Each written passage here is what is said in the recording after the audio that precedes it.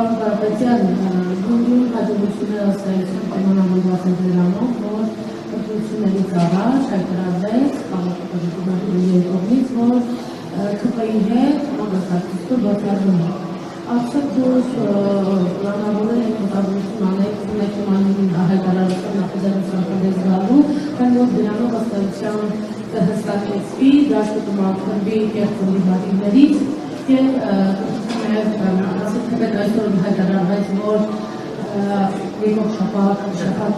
հանրավար լինելու հաղորդության հրապարակում Սամվել Կարապետյանի տանիքի երկարացումը առաջ, իսկ որ երբ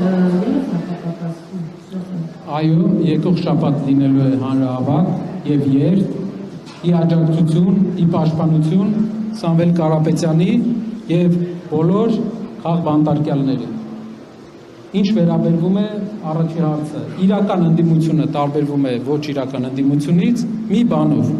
որ նա ոչ թե ուղղակի քննադատում է, բայց վերջում միանալու է իշխող ուժին, այլ նա պրինցիպիալ մի հավատամք ունի, որ իշխող ուժը պետք է չմնա, առավել ևս այնպիսի իշխող ուժ, ինչպիսին է Հայաստանում այսօր իշխող ուժը։ Մենք մի կոնսենսուս ունենք բոլոր ընդդիմադիրների հետ, իշխող ուժին հետ